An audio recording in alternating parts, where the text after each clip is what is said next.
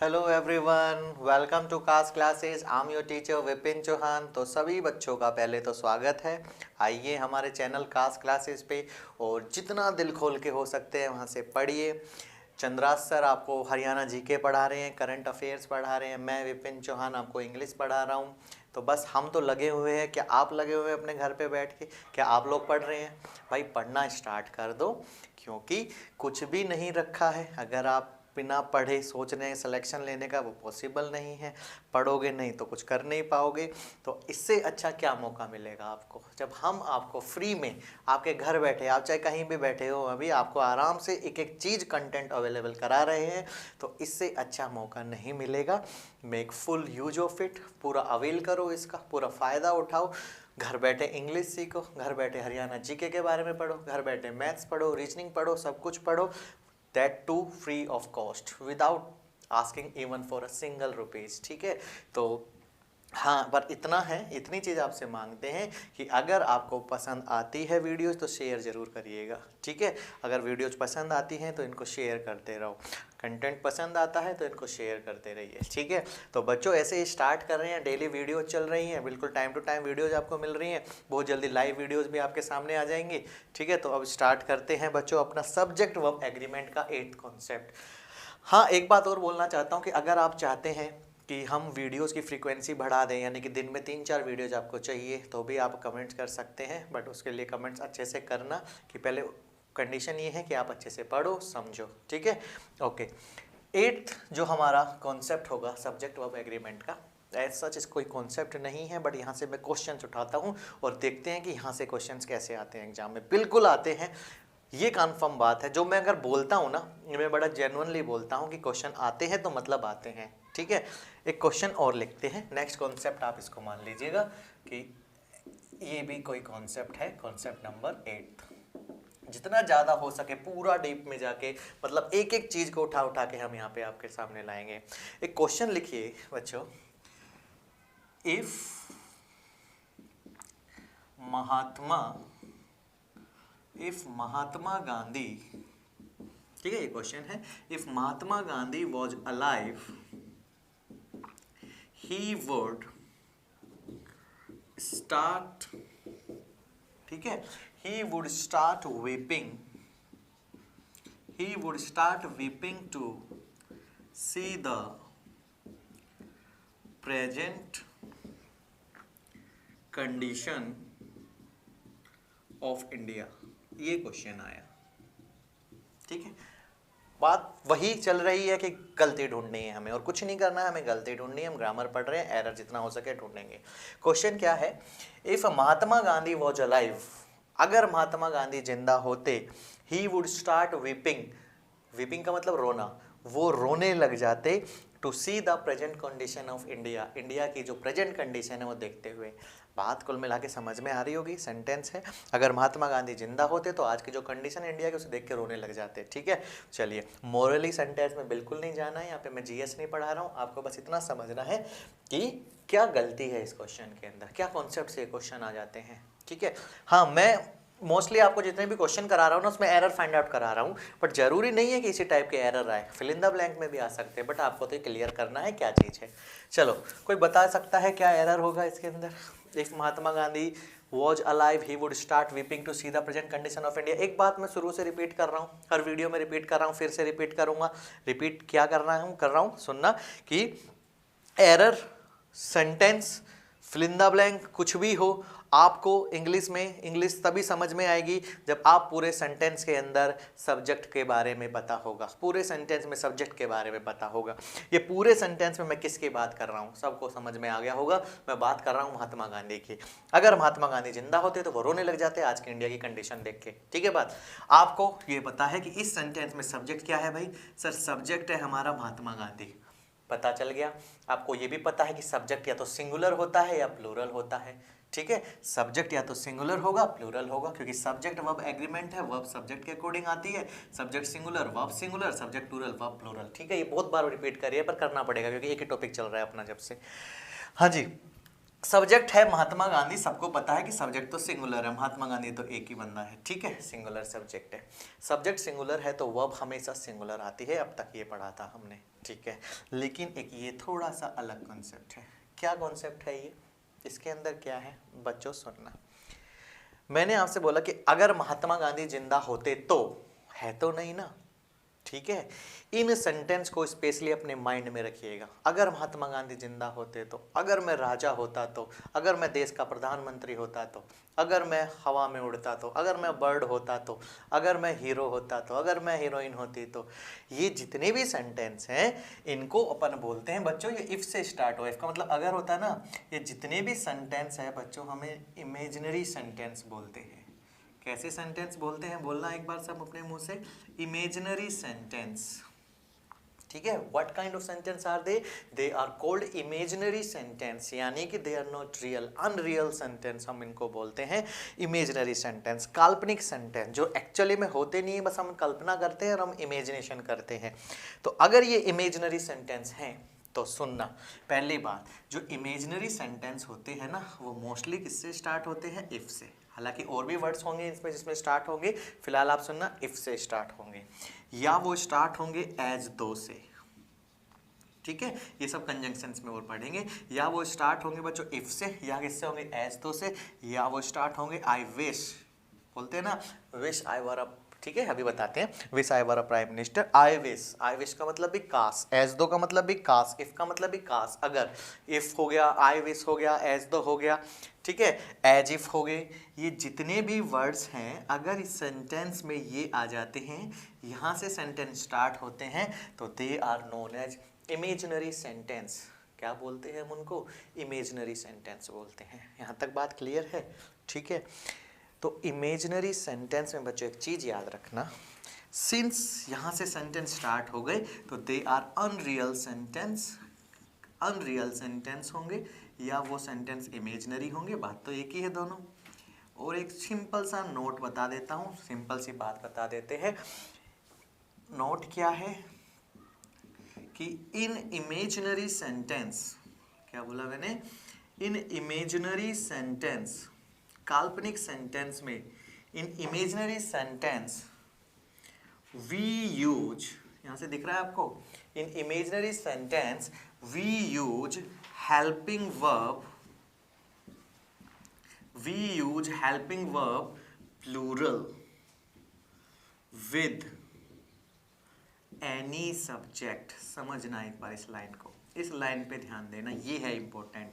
क्या कि बच्चों इमेजिनरी सेंटेंस में चाहे सब्जेक्ट कोई भी हो, सिंगुलर हो या प्लूरल हो, उसके साथ हेल्पिंग वर्ब सिर्फ प्लूरल आएगी, और वो प्लूरल हेल्पिंग वर्ब भी सिर्फ कौन सी आएगी, were. We use helping verb, plural की जगह आप लिख दीजिए we use helping verb were with the any subject. समझ रहे हैं।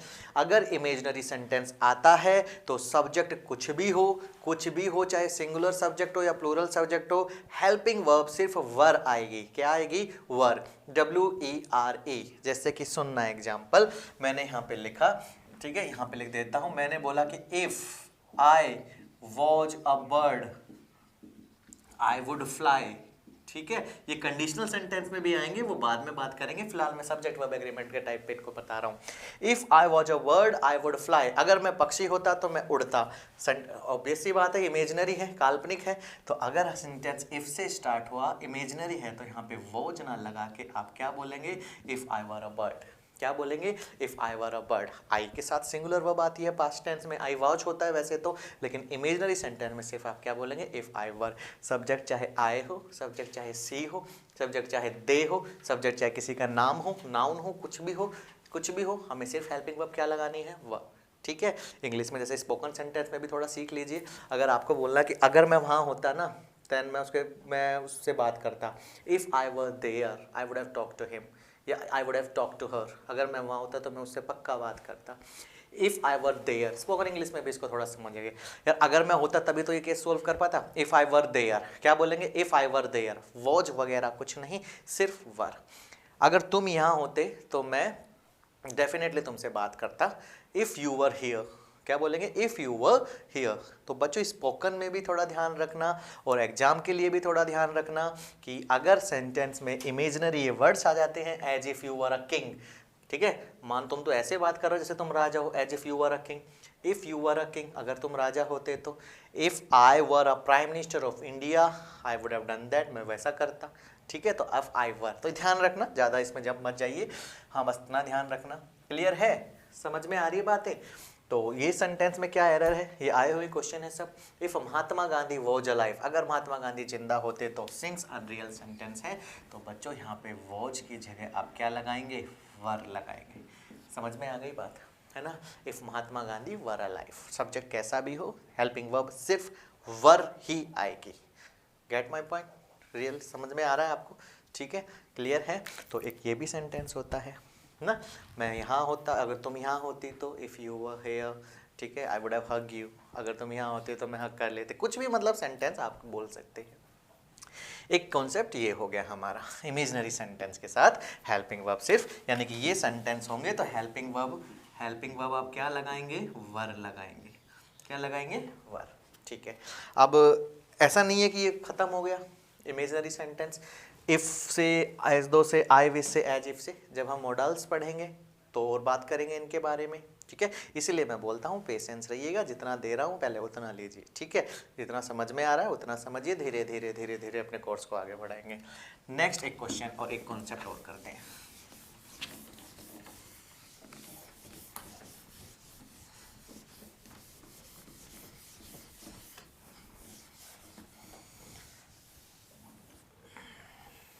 चलो नेक्स्ट एक कॉन्सेप्ट और बताना चाहता हूँ आपको। अगेन छोटा सा कॉन्सेप्ट होगा बट एज यूजुअल इम्पोर्टेंट बहुत होगा। लाइक कि 8th है, 9th कर लेते हैं, बिल्कुल इम्पोर्टेंट होगा, ठीक है। ये हमारी 8th क्लास है वैसे ना। 9th कॉन्सेप्ट क्या है, सब्जेक्ट ऑफ एग्रीमेंट का ही एक फिर अगेन क्वेश्चन। मैंने बताया मेरा जो तरीका है, मेरी जो अप्रोच है कि मैं आपको कैसे पढ़ाऊंगा, पहले एग्जाम ओरिएंटेड क्वेश्चन और फिर उसका सॉल्यूशन और फिर उससे रिलेटेड जो कॉन्सेप्ट बना है। ऐसा नहीं कि पहले बस पढ़ाता गया, बच्चे को पता नहीं है एग्जाम में क्या आने वाला है, तो इसीलिए। तो बच्चों आप लोग अभी तक पढ़े होंगे, तो आप लोग कैसे पढ़े होंगे, सर पढ़ो समझो सब कुछ समझो क्या होता है। अरे भाई समझने के बाद दूर पहले पता तो होना चाहिए एग्जाम में क्या बन रहे हैं क्वेश्चन। तो एग्जाम के क्वेश्चन जो अप्रोच रखेंगे कि एग्जाम ओरिएंटेड क्वेश्चन उठाएंगे, फिर उससे कॉन्सेप्ट निकालेंगे, तो आप ज़्यादा ईजिली समझ सकते हैं। That's what I do believe, ठीक है ना। तो मैं ऐसे पढ़ाता हूँ। अब देखेंगे 9th कॉन्सेप्ट क्या है। एक क्वेश्चन लिखा मैंने फिर से, क्वेश्चन क्या लिखा कि ऑल दो भी एक कंजंक्शन है, conjunction of contradictory, although these new buildings,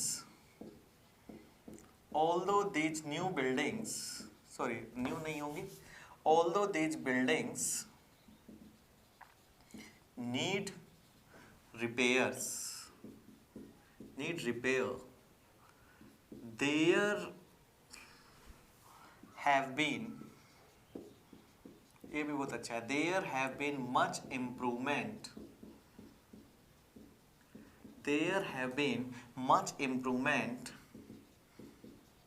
in their appearance।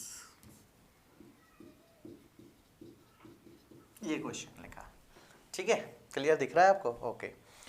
Although these buildings need repair, there have been much improvement in their appearance। ऐसे कुछ सेंटेंस मैंने लिख दिया। अगेन वही बात है जो अब तक 8 वीडियो से चलती आ रही है, we have to find out the error, है ना, हमें एरर फाइंड आउट करना है। And how do we find out the error, again you know कि कैसे फाइंड आउट करते हैं, आप खुद बता दीजिए, अब थोड़े समझदार हो गए होंगे आप। We have to find out the subject को हमें फाइंड आउट करना है। चलो ऑल्दो का मतलब क्या होता है बच्चों, जबकि, यद्यपि, ठीक है, जबकि, है ना। ऑल्दो हम हमेशा बताते हैं जब भी हमें कोई बात को कॉन्ट्रडिक्ट करना है, ठीक है, तो हम ऑल्दो बोलते हैं कि जबकि ऐसा है, ठीक है। तो ये कंजंक्शंस होते हैं बाद में। Although these building need repair, buildings हैं, प्लूरल है, ठीक है, जबकि इन बिल्डिंगों को रिपेयर की ज़रूरत है। किसकी ज़रूरत है, बिल्डिंगों को रिपेयर की, ठीक है। देयर स्टिल, यानी कि लेकिन फिर भी, there have been much improvement in their appearance. फिर भी जो बिल्डिंगों की अपीयरेंस है, जो बिल्डिंगों की दिखावट है, उसमें काफ़ी इंप्रूवमेंट आती जा रही है। ठीक है, there have been much improvement in their appearance. Okay, ये क्वेश्चन है हमारे सामने। मैंने बात पूछा कि सर किसकी बात कर रहे हैं हम इस सेंटेंस में। आपने बोला सर सब्जेक्ट क्या है, मैंने बताया, आप सब समझ गए होंगे सब्जेक्ट है सर, हम बिल्डिंग्स की बात कर रहे हैं। ठीक है, subject these buildings, subject singular है कि प्लूरल है सर, सब्जेक्ट प्लूरल है, सही है बात। These buildings, okay. These buildings need repair, इन बिल्डिंगों को रिपेयर की जरूरत है। सब्जेक्ट प्लूरल है, तो अगर सब्जेक्ट प्लूरल है तो वर्ब भी प्लूरल होगी, ऑब्वियस सी बात है। तो वर्ब इस सेंटेंस में कहाँ है, ये रही वर्ब, नीड मेन वर्ब है, ये मेन वर्ब है। और बात पता है आपको, ये मेन वर्ब भी प्लूरल ही है। नीड प्लूरल होगा और नीड्स सिंगुलर होगा। तो दीज बिल्डिंग्स नीड, लेकिन अगर बिल्डिंग होता तो नीड्स हो जाता। सब्जेक्ट वर्ब याद है आपको, सब्जेक्ट प्लूरल वर्ब प्लूरल, तो फिर सर एरर कहाँ है इसके अंदर, तो सही होना चाहिए सेंटेंस। पर मेरे बच्चों मेरी बात ये सुनना, इसको हटाओ 2 मिनट। ऐसे सेंटेंस में क्या है कि ये जो ऑल्दो है ना, ये कंजंक्शन है। क्या है बच्चों, कंजंक्शन। कंजंक्शन का काम क्या होता है कि ये 2 सेंटेंस को जोड़ते हैं। कंजंक्शंस 2 सेंटेंस को जोड़ते हैं आपस में। तो एक सेंटेंस में तो सब्जेक्ट है हमारा दीज बिल्डिंग्स, ठीक है, तो एक सेंटेंस का सब्जेक्ट दीज बिल्डिंग, ये प्लूरल था, तो ये वर्ब भी उसके साथ प्लूरल आई है, कोई दिक्कत ही नहीं है इस सेंटेंस में। इस सेंटेंस में क्योंकि कंजंक्शन है तो एक सेंटेंस और होगा, वो स्टार्ट है यहाँ से। क्या है, there have been much improvement in their appearance, उनके जो अपीयरेंस में है ना काफ़ी इम्प्रूवमेंट आती जा रही है। बस इसको 2 मिनट छोड़ दो, मैं आपको यहाँ से एक बात समझाना चाहता हूँ बिल्कुल बेसिक तरीके से। क्या बात है बच्चों, मैंने आपसे एक वर्ड बोला देयर, क्या बोला, देयर, ठीक है, सबको पता है देयर का मतलब वहाँ होता है, ये एक एडवर्ब ऑफ प्लेस होता है। आप मुझे बताएंगे कि देयर के बाद वर्ब कैसे आती है, चाहे वो हेल्पिंग वर्ब हो या मेन वर्ब हो, कैसे आती है, सिंगुलर आती है कि प्लूरल आती है, आप मुझे बताइए। देयर इज के देयर आर, देयर वॉच के देयर वर, देयर हैज के देयर हैव, कैसी होती है देयर के बाद वह। तो आपको ऐसे तो समझ नहीं आएगी, कोई सिंगुलर बोलता है ऑफलाइन क्लास में, कोई प्लूरल बोलता है ऑफलाइन क्लास में, बट आपको क्या बोलना है कि सर मैंने एक सेंटेंस लिखा, देयर इज अ लायन, बहुत बेसिक सी बात लिखी, वहाँ एक शेर है, ठीक। अब मैंने सेकंड सेंटेंस लिखा, देयर आर लॉयंस, वहाँ बहुत सारे शेर हैं, ठीक है। There is a lion in the park, there are lions in the park, कुछ भी है, ज़्यादा बड़ा सेंटेंस लिखना नहीं चाह रहा मैं। वहाँ पे एक शेर है, वहाँ पे बहुत सारे शेर है, देयर आर लॉयंस, ठीक है। पता है क्या है, देयर के बाद जो वर्ब आती है वो हेल्पिंग वर्ब, और देयर के बाद जो वर्ब आती है वो सिंगुलर भी होती है और प्लूरल भी होती है, लेकिन देयर उसको डिसाइड नहीं करता, क्योंकि वर्ब तो देयर के अकॉर्डिंग आती नहीं है, वर्ब तो सब्जेक्ट के अकॉर्डिंग आती है। सब्जेक्ट नाउन या प्रोनाउंस होते हैं, चलो उस टेम्स में मत जाओ। देयर के बाद आने वाली वर्ब उसके आगे आने वाले नाउन के अकॉर्डिंग आती है, या उसके आगे आने वाले सब्जेक्ट के अकॉर्डिंग आती है। यहाँ पे जो ये नाउन है अलॉयन, ये कैसा नाउन है, सिंगुलर, एक शेर है। यहाँ पे जो ये लॉयंस है, ये जो नाउन है, ये सिंगुलर नहीं है, ये कैसा है हमारा, प्लूरल, तो यहाँ पे बहुत सारे शेर हैं। तो देयर के साथ वर्ब सिंगुलर भी आ सकती है और देयर के बाद वर्ब प्लूरल भी आ सकती है। कौन डिसाइड करता है, देयर के आगे आने वाली हेल्पिंग वर्ब, ठीक है, कुछ भी हो सकती है, वो डिसाइड करता है उस हेल्पिंग वर्ब के आगे आने वाला नाउन। बात समझ में आ रही है थोड़ी सी मेरी बात।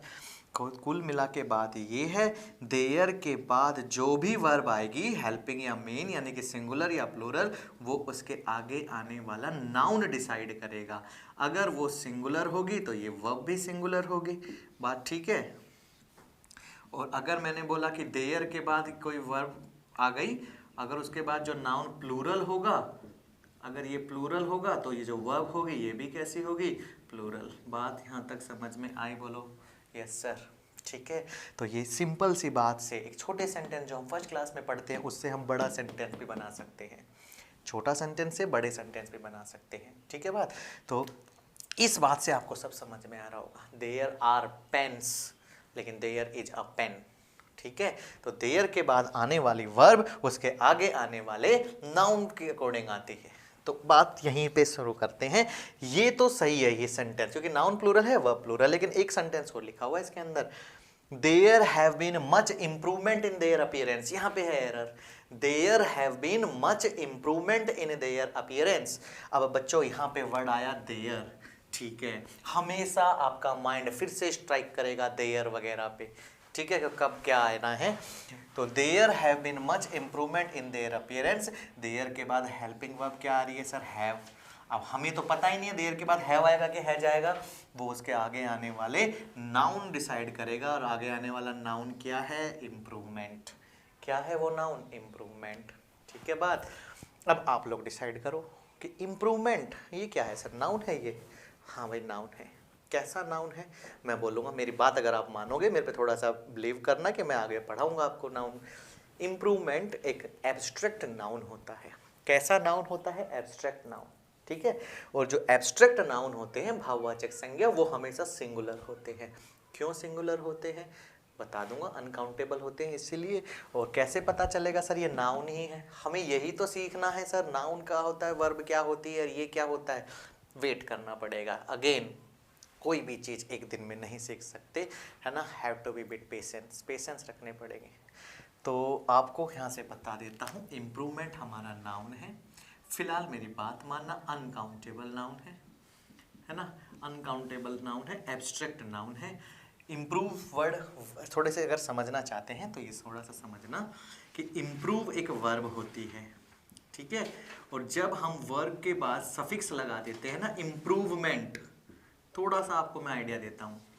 इम्प्रूव अपनी एक वर्ब है, कोई आपसे बोलता है कि वर्ब का नाउन बनाओ, तो आप उस पर सफिक्स लगा दिया करिए, पीछे वर्ड लगा दो मेंट, इम्प्रूवमेंट, तो ये अपना नाउन हो गया, uncountable abstract noun. Abstract noun हमेशा सफिक्स लगा के ही बनते हैं। वर्ड बहुत सारे हैं, वर्ड जैसे मैंने बोला इंट्रोड्यूस, वर्ब है, परिचय करना, परिचय देना, इंट्रोड्यूस। अब मैंने इसमें बोल दिया इंट्रोडक्शन, क्या बोल दिया बच्चों, इंट्रोडक्शन, तो ये भी अपना एब्स्ट्रैक्ट नाउन हो गया, ये भी सिंगुलर होगा। बहुत वर्ड हैं भाई, आप तो बस बोलते रहिए कौन कौन से वर्ड हैं। जैसे कि मैंने कोई भी वर्ड आपको बोला कि इंट्रोडक्शन हो गया, मैंने बोला एक्ट, एक्ट के पीछे वर्ब है, एक्शन बोल दो, ION लगा दिया, सफिक्स लगा दिया ION, सफिक्स लगा दिया मेंट, ऐसे नाउन बनते हैं। तो थोड़ा सा वेट करिएगा, नाउन आएगा तो एब्स्ट्रैक्ट नाउन बड़े शानदार तरीके से बताऊंगा कि वर्ब का नाउन कैसे बनाते हैं, और सब कुछ समझ में आएगा। फिर धीरे धीरे पुरानी चीज़ें भी क्लियर होंगी, अच्छा सब्जेक्ट वर्ब एग्रीमेंट में सर ने ये बोला था, तो बात क्या है बच्चों, इस पर थोड़ा बाद में आइए, आप ज़्यादा कन्फ्यूज मत होना। वीडियो को एक बार दोबारा से देख लेना, कुछ समझ ना आया हो तो, पर मुझे लगता नहीं है कि नहीं आएगा समझ में, सब आएगा। नाउन अनकाउंटेबल है, और अनकाउंटेबल नाउन्स हमेशा सिंगुलर होते हैं। तो ये इम्प्रूवमेंट, इंट्रोडक्शन, एक्शन, ये सारे वर्ड सिंगुलर होंगे। तो यहाँ पे बच्चों हैव नहीं आके है जाएगा, क्या आएगा, है जाएगा। बात थोड़ी समझ में आई है। तो देयर के आगे आने वाली वर्ब उसके आगे आने वाले नाउन के अकॉर्डिंग आती है। अब आप मेरी बात ये सुनना, क्या एग्जाम में इतने सिंपल आएंगे, देयर इज ए लॉयन मतलब ही नहीं है, देयर आर लॉयंस मतलब ही नहीं है। एग्जाम में कैसे आएंगे, एग्जाम में इन टाइप के क्वेश्चन होंगे। तो बच्चों बात तो बेसिक से ही बनती है ना, बात तो कॉन्सेप्ट कहाँ से निकलते हैं, बेसिक सेंटेंसेस से। अब बड़े चाहे उनको इस फॉर्म में लिख दे, हमें क्या मतलब है, हमें तो अगर कॉन्सेप्ट पता है तो क्लियर हो जाएंगे। तो बच्चे प्रैक्टिस करिए इन चीज़ों की, क्वेश्चंस मैं दूंगा आपको, सब कुछ मैं आपको दूंगा, आपको सिर्फ प्रैक्टिस करनी है। प्रैक्टिस प्रैक्टिस प्रैक्टिस प्रैक्टिस, सिर्फ प्रैक्टिस है, अभ्यास ही सब कुछ है। हर कोई बंदा अभ्यास करके ही सब कुछ करता है, ठीक है। जैसे कि बहुत सारे एग्जाम्पल हैं, आप फेसबुक वगैरह पे मोटिवेशनल स्टोरी सुनते होंगे, यूट्यूब पे संदीप महेश्वरी या जो भी XYZ आजकल बहुत हो रहे हैं ना मोटिवेशनल स्पीकर, उनकी जो स्पीच होती हैं मोटिवेशन, उनमें एक बात रहती है कि सब प्रैक्टिस करे होते हैं बच्चों, सबको प्रैक्टिस है। मुझे इंग्लिश आती है तो मैंने प्रैक्टिस करी है। कोई मैथ्स का बहुत अच्छा टीचर है तो वो टीचर कब बना, क्योंकि उसने पूरे दिन रात दिए हैं उस मैथ्स में, मैंने पूरे दिन रात दिए हैं अपने इंग्लिश में। अब आप सोच रहे हो कि 10 दिन की पढ़ाई में आप इंस्पेक्टर बन के बैठ जाओ, आप CGL क्लियर कर ले, आप कोई पटवारी लग जाए, आप कोई तहसीलदार लग जाए, भाई जॉब तो सारी बड़ी हैं, रेप्यूटेड जॉब है, ऐसे थोड़ी मिलेगी। प्रैक्टिस करो भाई, और ये तो बड़ी सिंपल चीज़ें हैं, धीरे धीरे प्रैक्टिस करो, ठीक है ना। एक बताया था ना, एक किस्सा बताया था कि एक पेंटर था बहुत बड़ा, है ना, उस पेंटर ने 30 सेकंड के अंदर 30 लाख की कोई पेंटिंग बना दी थी, तो उससे पूछा कि आपने 30 सेकंड में 30 लाख की पेंटिंग कैसे बनाई, तो उसका जवाब था it took me 30 years to paint a 30 lakh worth rupees painting in just 30 seconds. मुझे 30 लाख की पेंटिंग 30 सेकंड में बनाने के लिए 30 साल लगे हैं। दैट मीन्स प्रैक्टिस, सिर्फ प्रैक्टिस। हर कोई बंदा प्रैक्टिस से बनता है। विराट कोहली भी प्रैक्टिस करके आज कोहली है, सचिन तेंदुलकर प्रैक्टिस करके आज सचिन है। तो आप कैसे, आप कोई एक्सेप्शन नहीं है जो बिना प्रैक्टिस करके कर सकते हैं। Whether it be any subject, maths हो, इंग्लिश हो, रीजनिंग हो, कुछ भी सब्जेक्ट हो, all you need to do is practice. मैं आज भी कहता हूँ सक्सेस मंत्र है ये प्रैक्टिस। सिर्फ प्रैक्टिस करिए, सब कुछ क्लियर होगा। घर बैठ के सिर्फ कुछ नहीं करेंगे तो कुछ भी क्लियर नहीं होगा। तो आज के लिए इतना ही, ठीक है। नेक्स्ट वीडियो में फिर आपसे एक अच्छा सा कॉन्सेप्ट और करेंगे सब्जेक्ट वर्ब एग्रीमेंट का, ठीक है। तो बच्चों थैंक यू, और बस ऐसे ही प्यार बनाए रखिए। वीडियो अगर अच्छी लग रही है ना तो शेयर जरूर करिएगा, लाइक ज़रूर करिएगा, और बस कास क्लासेस आपको फ्री में क्लास देता रहेगा, ठीक है। हम और भी बहुत सारे टीचर्स आएंगे आपके पास, मैथ्स वगैरह सब सब्जेक्ट आपके पास होंगे। तब तक के लिए thank you, okay, good bye.